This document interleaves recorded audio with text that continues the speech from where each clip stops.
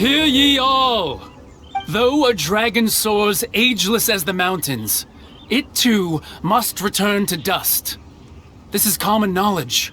Gods and adepti live glorious lives, but both light and shadow have their season. So too must they face divinely appointed trials. Rumors and hearsay abound on the streets that Rex Lapis was murdered. Now, let the truth be revealed. Having been thwarted in his trial, Rex Lapis's soul has recouped the celestial heights. He beseeches the people of Liyue to grieve not and to let not their hearts be saddened.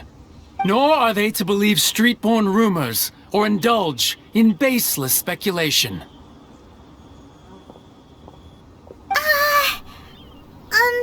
Paimon needs a translation on what the Tchiesing's announcement said. So that's how they're spinning it. Something feels off. Why would they suddenly give up looking for the murderer? Not to mention how this excuse sounds like something they just made up on the spot. Could the Tchiesing already have known that Rex Lapis wasn't dead? But Zhongli said that neither they nor the Adepti knew anything. Did Zhongli tell them in secret after his gnosis changed hands? Exactly, right? Ooh, seems like the rite of parting has been going on for a while now. Let's go have a look.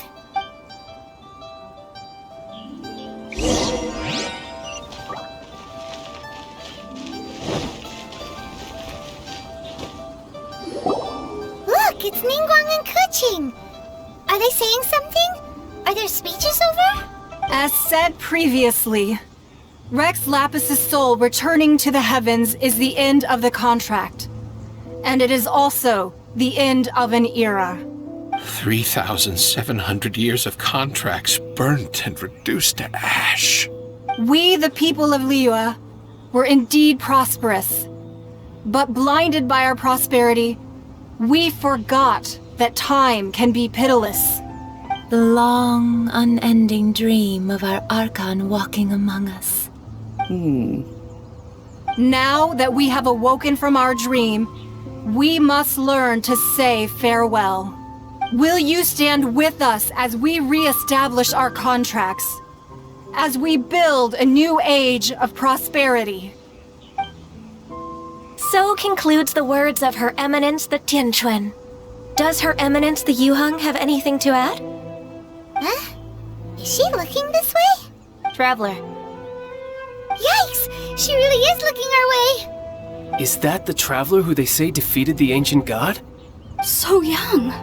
The Liyue Tchiesing always repay their debts. And as you have heard, our eyes see far and our reach is long. Name your price. You deserve that much. Whoa!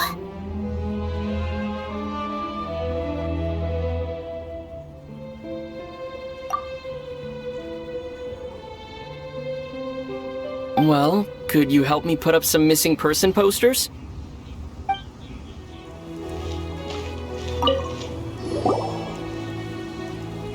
Hey, Zhongli! Look at this! Everyone in Liyue is caught up in their emotions, thinking that they'll never see Rex Lapis again. And here you are looking all relaxed. Why would I not feel more at ease after laying down the burden I have borne for 3,700 years? Right. If the two of you can spare the time, I should treat you to a meal at the Xinyue kiosk. Ha!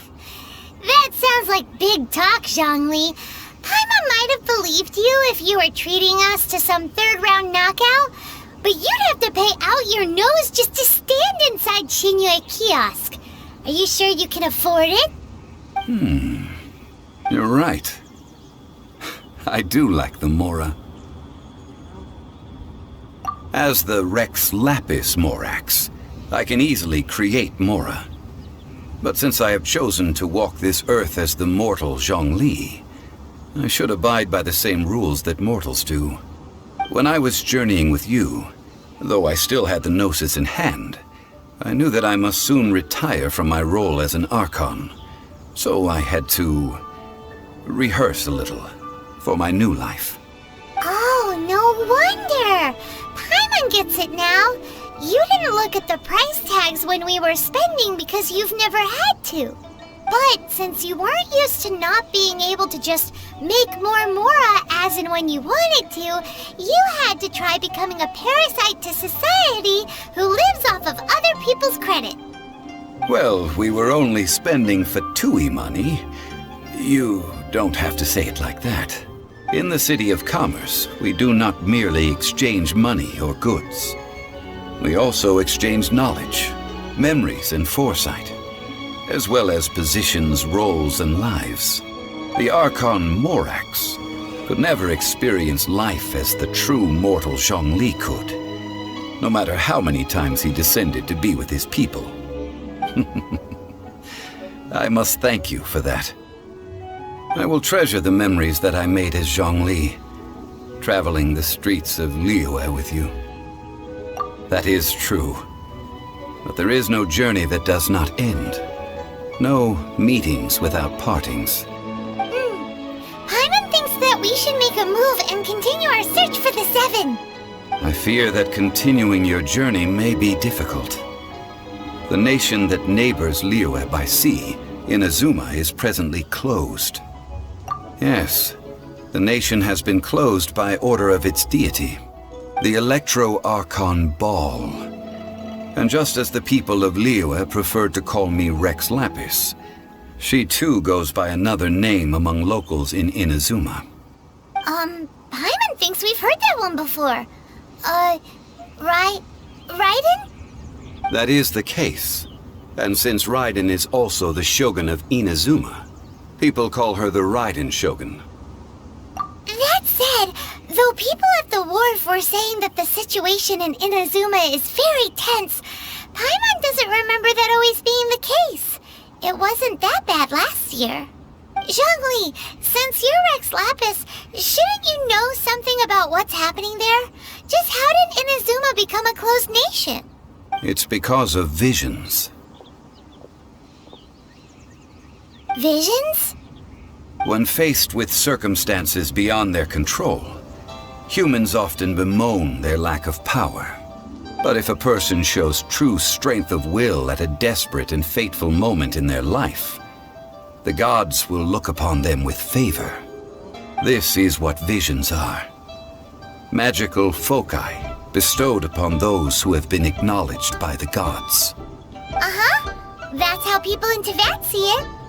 But starting from last year, the Raiden Shogun began promulgating the Vision Hunt Decree. Vision Hunt Decree? Yes. It was an order to seize all visions within Inazuma's borders, and to inlay them upon the hands of the statue of the omnipresent god. They want to seize visions. But why?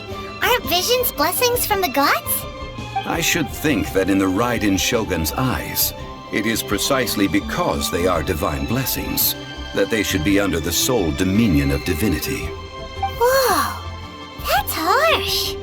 The Animo Archon is the god of freedom, and the Geo Archon is the god of contracts. For her part, the Raiden Shogun is the god of eternity.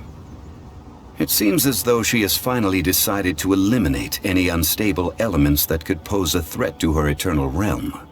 The fact that even I, the oldest of the seven, have now passed away, will only strengthen her resolve to pursue eternity.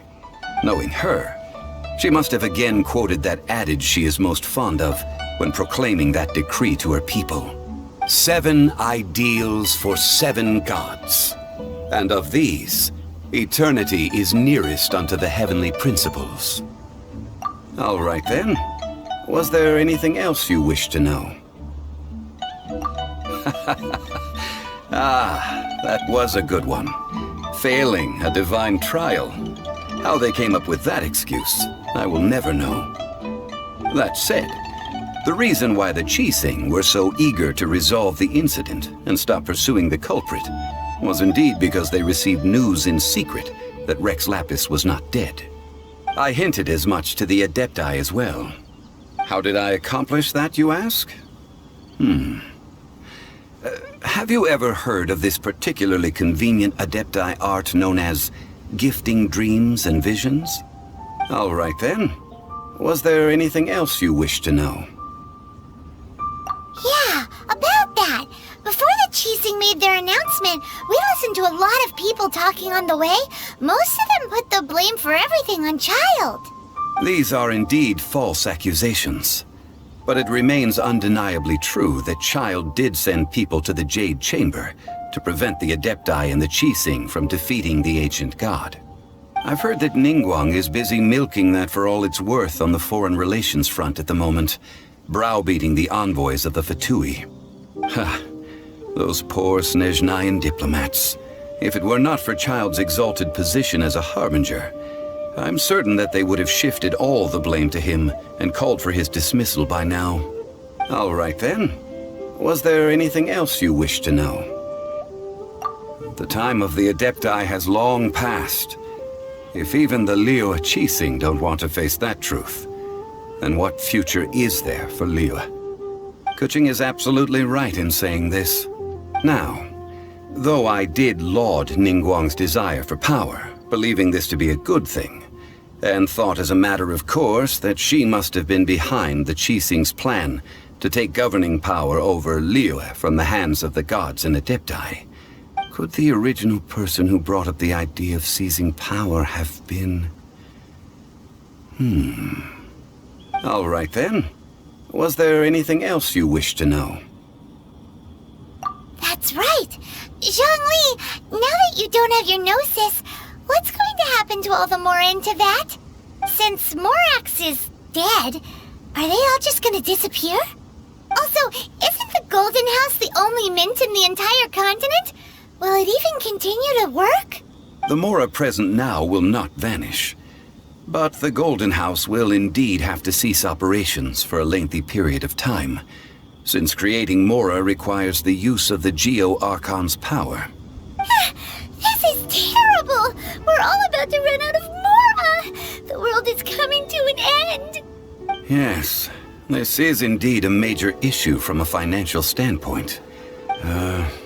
Well, I suppose we'll just leave such troublesome matters to the Liyue Tschising to debate. Then, did you at least set some private funds aside for yourself? Oh, a private fund. This does seem like a good, logical, common-sense idea. It's a shame. What's a shame? It's a shame that I didn't think of it at the time. All right then. Was there anything else you wish to know? Well then, I suppose you'll have to find a way to get inside this closed nation. Have patience. I suspect that some serendipity must first come into play.